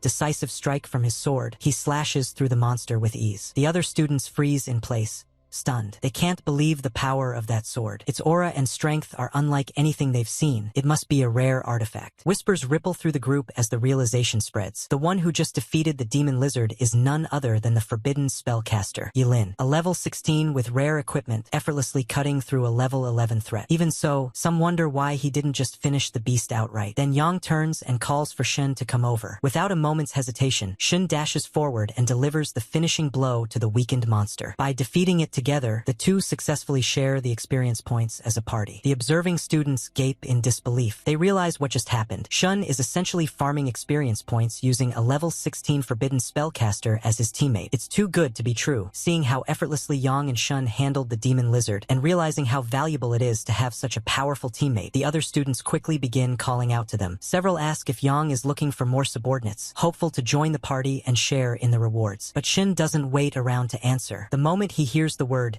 teammate, he bolts. He dashes away at full speed, knowing exactly what a larger group means. Experience points divided too many ways. For Shun, who's already partnered with a powerhouse like Yang, more members would only water down the rewards. Behind them, Ni watches everything unfold with crossed arms and narrowed eyes. Her pride remains untouched. She tells herself that no matter how impressive Yang may seem right now, she's not worried. This time, she's determined. She will surpass him. Later, Yang's team is seen cutting through the wilderness, effortlessly taking down a level 11 werewolf and a level 13 skeletal archer. Each victory gives them a solid boost in HP and confidence. They even manage to defeat a level 12 chimera, which proves a bit more challenging but still falls to their coordination. Shun is overwhelmed with excitement. Watching his level steadily climb, he can hardly believe his luck. Everything feels surreal, like a dream he doesn't want to wake up from. By the time he hits level 8, he silently swears to himself that no matter what the future holds, he's sticking by Yang's side. To him, Yang isn't just a team leader anymore, he's a true boss. Yang, however, stays focused. He reminds Shin not to get carried away. They've only just scratched the surface. The number of demonic beasts nearby is already thinning, and they'll have to venture deeper to continue progressing. As they push forward, Shun hesitantly raises a concern. If they go any further, won't they start encountering beasts between level 20 and 30? But Yang brushes it off. He calmly assures Shin that level 20 beasts are manageable for him, and if they happen to run into a level 30 monster, they'll simply retreat. It's not worth dying over. Meanwhile, Far away on the wall, overlooking the test zone, the teachers continue monitoring the students' progress. One of the instructors from King Chung Academy watches Yang's movements with increasing concern. To him, Yang is acting recklessly. With his strength, entry into Dexia Academy is already guaranteed. So why would he risk everything by dragging a low-level student like Shin into the deeper zones? Another teacher nearby tries to reassure him. He tells old Gao not to worry. There are examiners stationed throughout the area. If anything goes wrong, backup will arrive quickly. Back in the forest, Yang and Shin push on. The deeper they go, the more aggressive the monsters become. Level 20 beasts begin appearing in clusters, but Yang handles them efficiently. Even then, he warns Shin to stay sharp. He doesn't want him taking unnecessary risks or losing his life over a moment of carelessness. Shin promises to take care of himself. He knows his limits and won't provoke danger without cause. Then Yang leaps into the air, preparing a major attack. He silently acknowledges how draining the lifespan sword skill is. It's not something he can rely on for long battles. So instead, he resorts to a trump card. With a heavy cost, he activates his forbidden spell, World-Ending Thunder. The attack lands with explosive force, wiping out several level 20 beasts in an instant. Shin can only stare in awe, barely able to process the destruction he just witnessed. He wonders aloud if Yang always fights like this, so violently, so decisively. Yang simply replies that this was nothing. The real brutality hasn't even begun yet. But before they can go any further, someone intercepts them. An examiner steps out from behind the trees. He calmly informs them that they're approaching the edge of the designated test area. Leaving the zone without authorization is strictly forbidden, and it's dangerous beyond this point. Yang quickly realizes that they've reached the edge of the test zone. Even Shin points it out, they're definitely too far in. Acknowledging this, both of them agree to comply and start to turn back, assuring the nearby examiner that they'll follow the rules from here on. But just as they prepare to leave, Yang suddenly spots something massive in the distance. His expression hardens as he warns the examiner to look behind him. Shin also sees it, but it's already too late. The examiner, however, doesn't react. He suspects a trick. After all, he's been doing this job for over 2 decades. Scaring examiners with fake warnings is a textbook tactic for breaking boundaries. He's not about to fall for such an obvious ploy. Still, the urgency in the students' voices doesn't let up. They shout again, louder this time, desperate for him to look behind. Then comes a thunderous roar. That's when the examiner finally turns around, only to come face to face with a towering level 33 goblin hero. But the realization comes a second too late. The beast charges without hesitation, and its attack crashes into him before he can react. In the chaos, Yang immediately yells at Shin to retreat. He declares that he'll stay back and distract the monster. Shin hesitates, unwilling to abandon him. He tries to argue, but Yang doesn't wait. He kicks Shin away hard. He reminds him of the one rule he should have memorized by now. When Yang says to run, you run. Turning back to face the goblin hero, Yang's mind races. Taking this creature down would be difficult enough, but doing so without revealing his full strength would be nearly impossible. He knows there's no avoiding it now. Making a split-second decision, he activates Sacrifice and follows it with the forbidden spell Sudden Dance. Shun calls out to him from afar, telling him to be careful and promising to wait ahead. Meanwhile, the wounded examiner struggles to speak, urging Yang to run instead and leave the goblin to him. He says he'll signal for help, but before he can even finish, a massive blow slams into his side. The examiner collapses. Without wasting a second, Yang grabs the man and bolts. As he dashes through the underbrush, the goblin hero gives chase. Yang yells, trying to keep the examiner conscious, asking him to hang on, begging him to stay awake. A flare streaks into the sky, a bright red signal for reinforcements. Yang glances upward, frustrated. If the examiner had just passed out, it would have been simpler. Now he has to worry about being seen, about revealing things he shouldn't. He curses the flare silently and wonders if it was really necessary. But help arrives faster than expected. 2 more examiners appear and quickly assess the situation. Without hesitation, they tell Yang to leave immediately. They don't want to risk injuring him in the crossfire. Yang gives a thumbs up and agrees, saying he'll evacuate the wounded examiner and get him to safety. As the 2 new examiners begin their battle against the goblin hero, Yang looks back one last time, a mischievous glint in his eyes. He chuckles to himself, already hatching a clever idea. Yang pulls out the small black box from his inventory, his eyes gleaming with anticipation. This, he thinks, is the perfect moment to test the illusion skin. With practiced precision, he tears off the illusionary form of the examiner's face and applies it to himself. The transformation completes almost instantly, his features morphing into that of the injured examiner he had just rescued. The experience is strange yet fascinating. He admires the realism of the illusion, already plotting how else it could be used. Meanwhile, the 2 real examiners are still locked in a desperate clash with the goblin hero. Their movements are sharp and deliberate, clearly attempting to end the fight quickly, so the final test isn't further disrupted. The goblin isn't holding back either. Its massive claws swipe wildly, desperate to land a blow. Suddenly, a commanding voice rings out from the treeline, calling the beast a filthy creature and chastising it for daring to interfere with the final trial. The two examiners glance over in surprise, spotting a third colleague stepping into the battlefield. It's Yang, now disguised as one of their own. Striding forward with complete confidence, Yang assures them he's here to help. Then, without hesitation, he declares that they should simply stand back and observe how a true professional handles such a pest. Raising his hand, he conjures a brilliant surge of energy and unleashes a forbidden spell, Eternal Arrow. The shot glows with a blinding radiance as it pierces through the air and strikes the goblin hero dead center. The monster lets out a guttural cry before collapsing into the dirt, lifeless. A system message flickers into view in front of Yang's eyes. Team killed, level 33 goblin hero, 220 experience points earned. A shimmer on the ground catches his attention, Talisman of Symbiosis. Yang quickly pockets the item, trying not to look too pleased. One of the examiners notices the drop and casually asks if he could have it. Yang, still perfectly in character, says he'll hand it over later. He remarks, almost offhandedly, on how rare it is for demonic beasts to drop anything useful at all. It makes this talisman an even more precious reward. Inside, he grins. This little trick worked better than expected. The other examiners stare at Yang in disbelief, their faces a mix of confusion and frustration. One of them steps forward, narrowing his eyes, and demands to know which department Yang is from. They don't buy his act. In their eyes, he hadn't helped at all. If anything, he had swooped in just to steal their kill. But Yang merely throws his head back and laughs, dismissing their concerns with exaggerated nonchalance. He tells them there's no need to fuss over small things. As far as he's concerned, he's just a benevolent figure who doesn't stick around to take credit for his good deeds. With a grin, he insists that they can simply call him a kind man. His act, however, doesn't charm everyone. The older male examiner still looks annoyed and unwilling to accept Yang's so-called kindness. The female examiner, more pragmatic, waves it off and tells him to let it go. They still have a final exam to oversee. Once it's finished, they'll track him down and get to the bottom of who he really is. Yang decides that it's time to end the performance. With a smirk,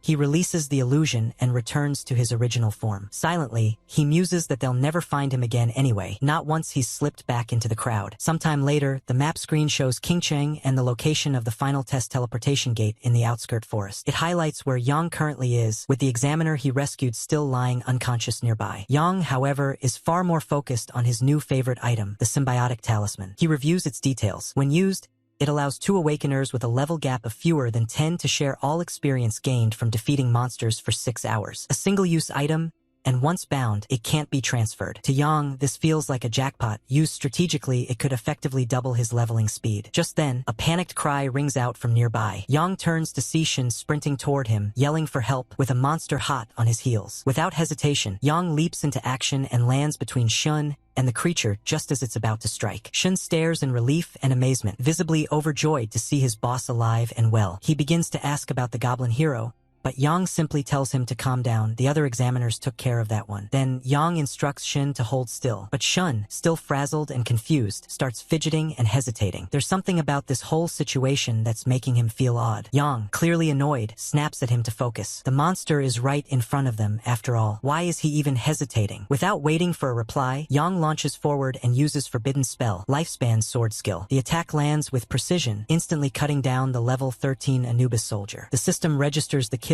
and awards 130 experience points, benefiting from the symbiosis effect that's now active. Shun's eyes widen in realization. He understands now this must be the power of the symbiotic talisman. Curious and impressed, he starts to ask where Yang found such an item. But Yang's patience is already wearing thin. Because Shun had made things so awkward during the activation of the talisman, Yang simply tells him to go handle the rest of the mobs on his own. He tosses in a half-hearted insult, calling him a disgusting thing, before turning away, clearly frustrated. Shin tries to explain himself, insisting that what happened earlier was just a misunderstanding. He even goes as far as clarifying, rather awkwardly, that he's definitely straight. But Yang isn't having any of it. With a dismissive wave, he tells Shin to stop tagging along and just scram. Now that the symbiotic talisman is active, it's more efficient for them to hunt separately and make the most of the shared experience gain. Shin nods, understanding the logic. Still, he quietly mutters that there aren't many monsters around that he can handle on his own. Meanwhile, elsewhere in the forest, a group of students is facing off against a snarling beast. One of them confidently points out that the level 10 werewolf will be taken down soon. But just as they're preparing to land the final blow, a sudden ambush unfolds. Other monsters had been lying in wait, ready to strike. Before chaos can erupt, a figure bolts through the trees with incredible speed, lightning crackling around him. In one smooth, thunder-charged attack, the hidden monsters are obliterated. The onlooking students gasp in shock. The spell's power is overwhelming. 3 werewolves eliminated in an instant. It doesn't take them long to recognize who it is. Whispers ripple through the group. That's him, the forbidden spellcaster who ranked first in the previous test. Some of them are still in awe, while others question his recklessness. Forbidden spells may be powerful, but they're dangerous. Was he trying to die out here? But then something odd catches their attention. Yang is recovering. Quickly, they notice the gear strapped to his wrist, and Yang, ever sharp, subtly raises his arm to show it off. He needs them to believe his rapid healing is due to equipment. They must not find out about his true secret,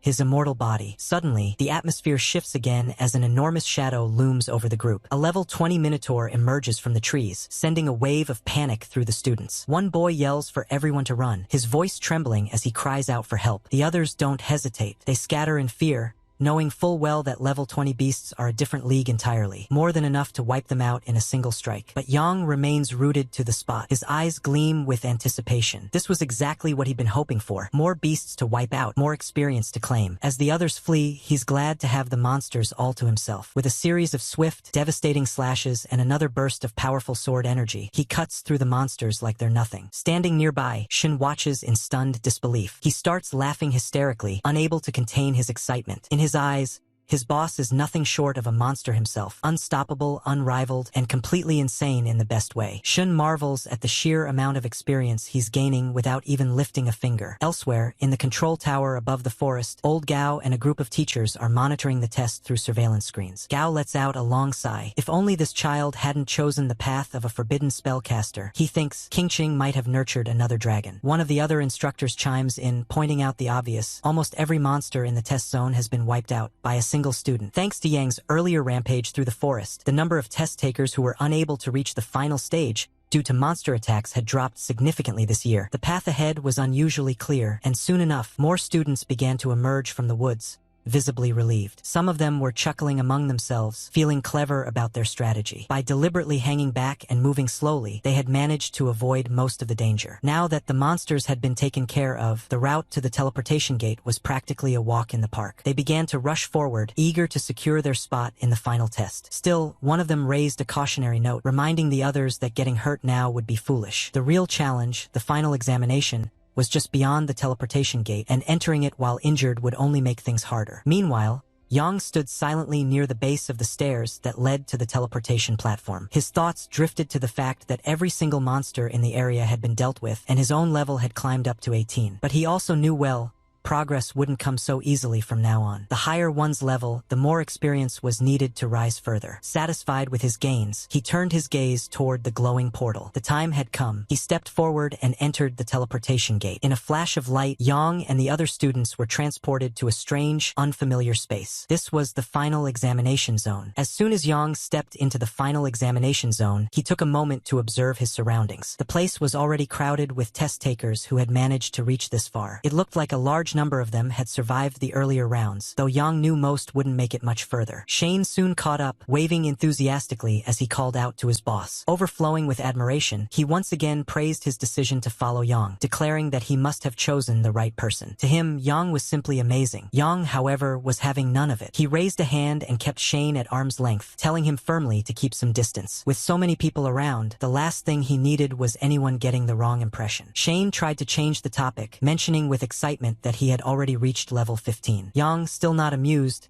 repeated his request, "Don't get too close." Nearby, Anai was grumbling. Despite all her efforts, she had only managed to gain 2 levels. But she quickly reassured herself. Levels didn't matter as much now. With the final test ahead, everything would depend on skill, strategy, and performance. The atmosphere suddenly shifted as a group of examiners stepped forward, their presence immediately silencing the crowd. One of them raised his voice to address the group. He introduced himself as Lin Yuan, the chief examiner, and welcomed everyone to the 886th final test of Qingqing. According to him, The forest outside was nothing more than a qualifying round. Only those who had made it here were eligible to begin the real test. He explained the rules clearly. The final test would be conducted in 2 major phases, the comprehensive assessment and the ring battle. The first part consisted of 10 different stages, each worth up to 10 marks. Only candidates who scored a total of 85 or more would be allowed to participate in the ring battle. Winning a ring battle would award 10 additional marks, and the maximum possible score was 150. That total would determine the top scorer of this year's final. He warned that no special items were to be used inside the test. Anyone caught violating this rule would be instantly disqualified. With the rules announced, the chief examiner signaled the start of the comprehensive assessment. Students were instructed to line up in groups of 10 and begin entering the assessment chambers. Yang's heart began to race as he stepped toward the front. This was it, the moment he had been preparing for. The final test that could shape his entire future. He couldn't afford a single mistake now. Everything depended on what he did next. Up on the examiner platform, just as things were about to begin, a new figure arrived. A woman in formal robes approached briskly and greeted Chief Examiner Lin. She introduced herself as Xiao Qingxin, the supervisor from the Supreme Academy, apologizing for arriving late. Her presence didn't go unnoticed. Even among the examiners, she commanded a different kind of respect. Supervisor Xiao Qingxin arrives just as the tests are underway. She casually mentions to Chief Examiner Lin Yuan that she's sorry for being late, but he reassures her there's no need to apologize.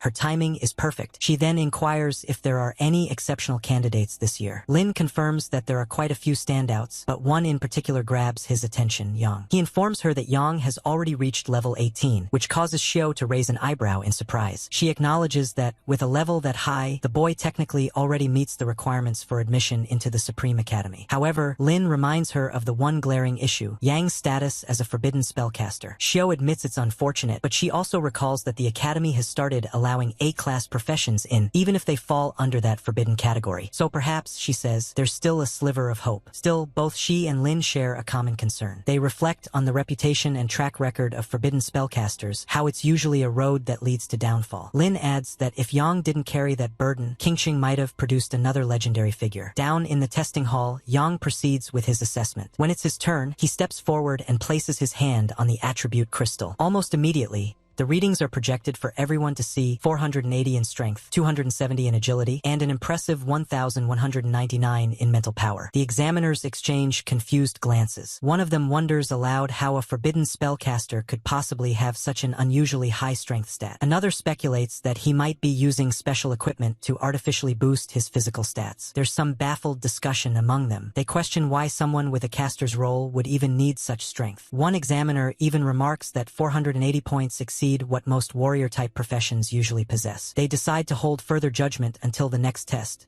the attack stage, where they can observe his combat abilities more clearly. As the third stage begins, Yang mentally reviews his options. He knows his most powerful skill, Godly Chaos Thunder, would be too much of a reveal, so he chooses to hold back. He settles on using only a fraction of his world-destroying thunder, hoping it's just enough to demonstrate capability without exposing his secrets. Even with this weakened version, the effect is dramatic. As he unleashes the attack, the entire set of high durability dummies is destroyed in one swift blow. The blast is loud, radiant, and utterly overwhelming. The dummies, built to withstand attacks below level 25, are obliterated instantly. The entire room falls silent. The other examinees, now drawn to the spectacle, watch in disbelief. One examiner, breaking the silence, quietly points out that the dummies were designed to handle multiple attacks. The examiners begin murmuring among themselves, trying to make sense of what they just witnessed. Some speculate whether the spell Yang used might have been a forbidden spell. After all, those were supposed to be extremely powerful. But if that were true, one of them wonders how someone could get away with using such spells in a sanctioned final test. The idea baffles them, but they agree that regardless of the method, what Yang just did was nothing short of extraordinary. Yang doesn't stop there. As the assessment progresses, he continues to demonstrate not just magical aptitude, but also exceptional close combat skills. During Stage 4, which tests physical prowess, he secures another perfect score. The same outcome follows in Stage 5, thanks to his precise application of thunder-based skills. Stages 6 and 7 also end with him earning full full marks. Stage after stage, his consistency and dominance leave the examiners both amazed and disturbed. Chief Examiner Lin eventually voices his concern. He remarks how this boy is wielding forbidden spells like it's an everyday occurrence and suggests that, at this rate, Yang will be lucky to live beyond 20. Another examiner leans in and asks Lin if he intends to raise the difficulty level for Yang's final stage. Rather than deciding immediately, Lin defers to supervisor Xiao Qingxin. He asks for her professional opinion. Xiao, still focused on the broader picture,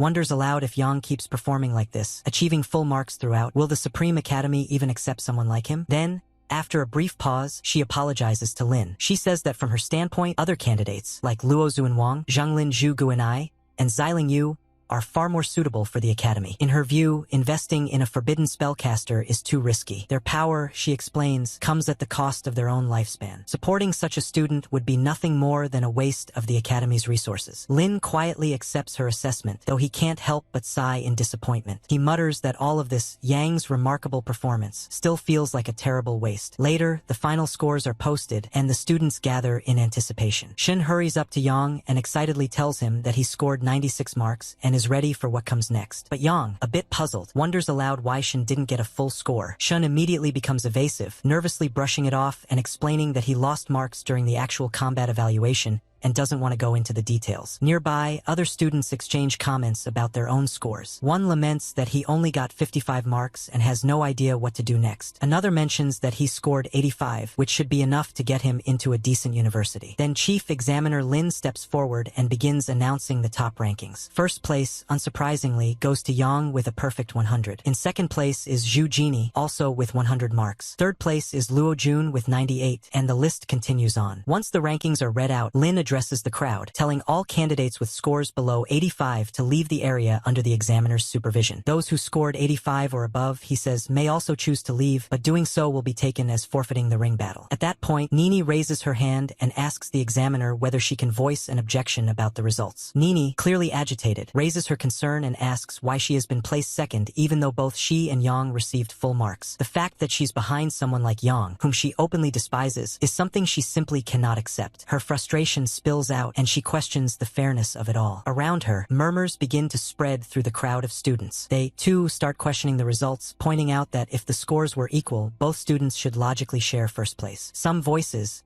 particularly from the female students, begin to express indignation. They see this as yet another example of how the world looks down on women. One of them even accuses the system of being biased, calling it outright discrimination. Just then, the examiner raises his voice, calling for silence. He gestures toward the massive screen behind him and instructs everyone to pay attention. The display lights up, and what follows speaks for itself. He explains how Zhu Jini, as the daughter of the esteemed Mr. Zhuge, has shown exceptional talent. Her performance during the test was indeed extraordinary, skillful, composed, and intelligent, just as expected from someone with her lineage. Her adaptability and execution were at the top tier. However, he points out that Yang's case is entirely different. What Yang accomplished wasn't just impressive, it was nearly unbelievable. He had taken down a level 25 demonic flame wolf with a single attack skill. And not only that, he had done it in under a second. The crowd goes silent as the footage plays, and realization begins to dawn on their faces. Their disbelief quickly turns into awe. Mouths fall open as they witness the sheer power and decisiveness of Yang's action. What once seemed like an unjust decision now makes complete sense. The murmuring dies down. The earlier claims of favoritism and discrimination fade away, replaced by a stunned silence and growing respect, even if reluctant, for Yang's overwhelming strength. The examiner takes this opportunity to ask one last time if anyone still has objections to the final test results. Judging by the silence that follows, it's safe to say that no one dares to speak up again. The crowd remains silent. With no objections raised, the examiner instructs all test takers who scored above 85 to take a half-hour break and prepare themselves for the upcoming tournament. The rankings are now official. Yang holds first place, followed closely by Zhuge Nini in second. Meanwhile, the principals from various academies begin to discuss the results amongst themselves. They remark once again on how Qingqing Academy seems poised to make waves across the academic and magical world. The fact that both students with perfect scores came from the same academy is something they can't overlook. Jealous murmurs bubble among some of the others. To them, Yang's continued success seems almost suspiciously fortunate. Principal Gao, however, is clearly basking in pride. He boasts not only about Yang and Nini, but also reminds the others that the fourth-place student is from his academy as well. His loud, hearty laughter echoes through the stands. But another principal cautions him to temper his excitement, at least for now. The real test is about to begin, the tournament, and anything can happen in live combat. Gao responds with some confidence, speculating on how their competitors might handle a level 18 forbidden spellcaster like Luo Jun. But the other principals aren't so easily discouraged. They still believe their students stand a chance. The nature of real battle is unpredictable, and upsets are always a possibility. Half an hour later, the mood in the arena shifts again as the tournament begins. As students pass by one another, a subtle but intense tension lingers in the air. Nini crosses paths with Yang. Her gaze is sharp, her posture confident. She lets him know, in no uncertain terms, that she has no intention of losing to him in the tournament. Yang, on the other hand, finds her attitude increasingly irritating. He's unable to make sense of what her issue with him really is. Soon after, an announcement blares through the arena. The tournament is about to commence. The rules are straightforward. Matches will be decided through a lottery draw. Each victory will grant the winner 10 additional points and advancement to the next round. The teacher in charge explains how the matchups will be determined. The sum of two participants' serial numbers must equal 104. The first match is announced. Test taker number 18, Yang, will face test taker number 86, Bei. Shun immediately notices the matchup and points it out excitedly, since his own number is 24. Yang simply acknowledges the pairing and makes his way toward the battlefield. Shun, ever the loyal subordinate, calls out to his boss, cheering him on to give it everything he's got. As per the rules, both competitors are asked to declare their profession and level, which they do without hesitation. With the formalities complete, the battle begins. Yang turns to his opponent and suggests that it might be better for her to surrender now, trying to spare her the humiliation of a one-sided match. But Bei is having none of it. While she admits to herself that Yang is strong, she refuses to accept his patronizing attitude. She's determined to prove herself, even if the odds are stacked against her. Yang gives a nod of acknowledgement toward his opponent, commending her for her bravery. After all, anyone who managed to score 85 or more in the final test couldn't be considered average. But admiration aside, he doesn't hold back. With calm precision, he raises his weapon, his tonsil, and unleashes a torrent of thunder. A massive surge of lightning bursts forth, crackling and roaring as it floods the entire arena. The sheer magnitude of the display leaves the crowd stunned. Even the audience, seasoned examiners and students alike, stare wide-eyed, struggling to believe what they're witnessing. It looks as though the match will be over in seconds. But unlike the mindless monsters Yang has dealt with before, this is a fellow student, someone he can't defeat recklessly. The examiner quickly steps in, warning Yang that killing is strictly prohibited during the tournament, and doing so would lead to immediate disqualification. Yang responds without resistance. He clarifies that he has no intention of killing his opponent, but he also questions how else he's supposed to force a surrender if not through sheer overwhelming power. Turns out, he doesn't have to do much more. The moment she's engulfed by the thunderous energy, the girl collapses to her knees. Her face is pale, and tears begin to stream down her cheeks as she trembles uncontrollably. Fear has completely overtaken her. She admits defeat not through words, but through uncontrollable sobbing. The audience murmurs among themselves, shocked at the outcome. They joke and complain, calling Yang a brute for making such a beautiful girl cry. Many had always assumed that crying from fear was just a literary exaggeration, an overused metaphor. Now they see it for what it is, a devastatingly real reaction. Yang turns to the other students watching and advises them plainly to surrender if they ever end up matched against him. It's not a threat, more of a cold fact. With the match decided, the examiner declares test taker number 18, Yang, as the winner of the first round.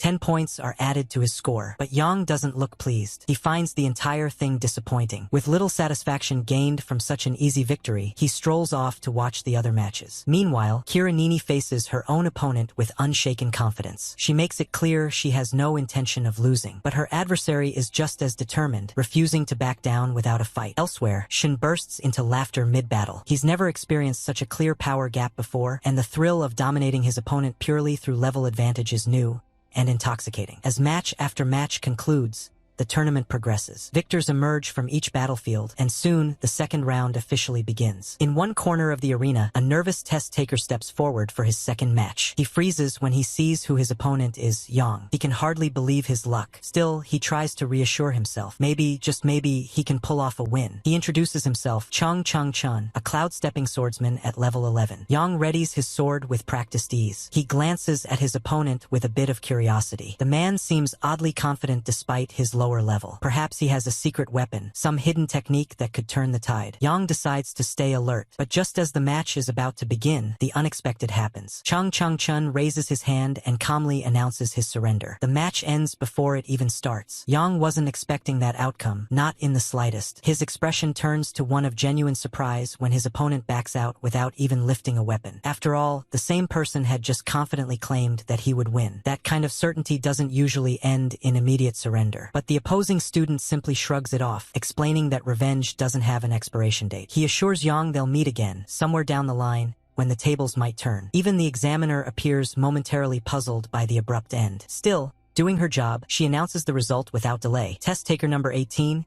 Yang, is once again the winner, with 10 more points added to his total. In the audience, murmurs rise among the students. Many of them comment on how absurdly easy this victory was. Yang hadn't even made a move. The fight never even started. Some shake their heads, finding it all a little ridiculous. But others argue that it's entirely expected. No one in their right mind would willingly go head-to-head with a forbidden spellcaster who burns through his own lifespan to cast devastating magic. It's not cowardice, it's self-preservation. Then comes the third round. Another challenger takes one look at the matchup and practically sighs in defeat. He curses his own misfortune under his breath, wondering what cruel fate decided to pair him against this walking disaster of a prodigy. Left with no real choice, he too raises his hand and surrenders. Another match ends without a clash. Another 10 points land in Yang's pocket. Even Yang is starting to get annoyed. His victories keep piling up, but the satisfaction is missing. He doesn't want to win by default. He wants to fight. But it seems that his reputation has spread so far and wide that his opponents have already made up their minds before stepping into the arena. With no battles, no resistance, and no challenge, Yang can only clench his jaw in quiet frustration. Yang leans back, arms crossed, as he reflects on the rounds ahead. He knows that if he wants to reach the finals and secure victory, he'll need to start relying more on his forbidden magic. At this point, it's the only way he'll get a proper challenge. Meanwhile, the other test takers gather in groups, whispering among themselves. They're all equally baffled. This guy, Yang, has only used one forbidden spell,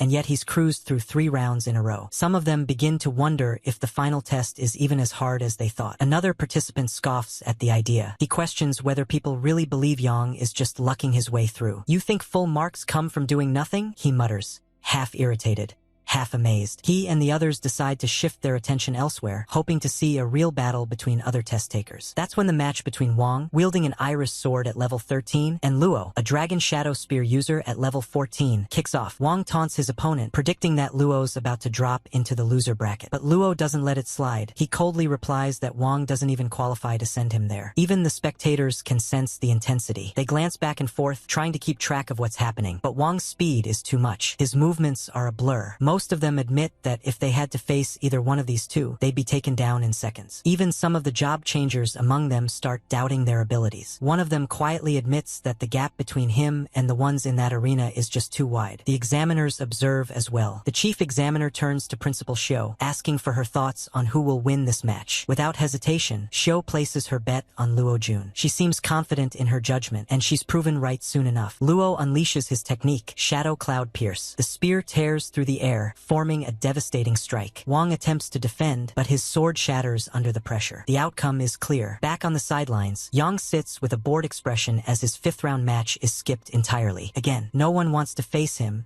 and the repetition is starting to wear him down. There's no excitement in one-sided victories. But then his gaze shifts to another match, Shin versus Zhuge and I. Finally, something that might hold his interest. On the field, Nini looks at Shin standing before her and frowns. She doesn't get it. Why would someone like him follow Yang? After thinking it over, she finally asks what Yang gave him to make him so loyal. Shin doesn't flinch. He simply tells her that Yang is his boss. According to him, one day when she truly understands who Yang is, she'll regret underestimating him. Nini grits her teeth, clearly annoyed by his stubborn loyalty. She has no interest in hearing more of it. With that, she launches into her attack, casting Phoenix Flame Explosion. Huge waves of fire race toward Shun in a brilliant, roaring burst. Shin instantly realizes the danger. The flames are fast, too fast. Her fire spells are cast instantly. Still, with a well-timed leap, he narrowly avoids the incoming wave. But he's far from safe. He knows he's at a disadvantage. He specializes in close-range combat, while Nini excels at long-range spells. It won't be easy to even get close to her, let alone land a hit. Nini prepares for another assault. She doesn't want to finish the match quickly. She wants to see how long he can keep dodging. The barrage continues, and Shin braces himself, trying to figure out how to close the distance before he's overwhelmed. The battle between Shun and Nini continues to escalate as a fiery tornado rises high into the air, spiraling toward Shun. With no way to dodge the raging flames, Shun makes a split-second decision. Instead of retreating, he draws on his remaining strength and unleashes his sword skill. Slash. His blade cuts through the tornado of fire in one swift, desperate strike. The flames part violently, and he lands on the ground, panting from the effort. Above, Nini hovers in the air, watching him with a sharp gaze. Shun, though clearly exhausted, declares that he's still ready to fight. Nini, unimpressed and slightly irritated, calls him an idiot and advises him once more to surrender. The air around her flares with red flames, rising with a thunderous surge as she prepares to attack again. Shun responds firmly, warning that those who underestimate him will suffer the consequences. But Nini sees only foolish pride in his words and dismisses it as overconfidence. Watching from the sidelines, Yang's brows furrow. He starts to get uneasy, especially seeing Shun in such a desperate situation. Among the observing teachers, Xiao calmly remarks that Shun is going to lose. The chief examiner, alarmed by how far Shun is pushing himself, turns to the other examiners and urgently tells them to prepare to intervene and rescue him. The flames rise higher, roaring around Shun, but even amidst the blazing inferno, he doesn't back down. He remains standing, sword in hand, ready to push forward. This surprises Nini. She didn't expect him to last this long. Then, from within the burning flames, Shun emerges, singed and wounded, but resolute. He dashes forward and swings his sword at her, aiming deliberately. The blade cuts through the air and narrowly misses her face, grazing her hair instead. Nini gasps in shock. Shun doesn't apologize. He tells her this is a warning not to provoke his boss. She may challenge him, insult him, or fight him, but disrespecting Yang is where he draws the line. Moments later, Shun collapses to the ground. Yang immediately leaps from the stands and rushes to his side, shouting his name. The examiners call for the medics, who come running with equipment in hand. Before they can reach Shun, Yang kneels beside him, trying to use healing magic. His hands glow as he attempts to stabilize him, calling out for Shun to hold on. He places the yin-yang bangle over Shun's chest to protect his heart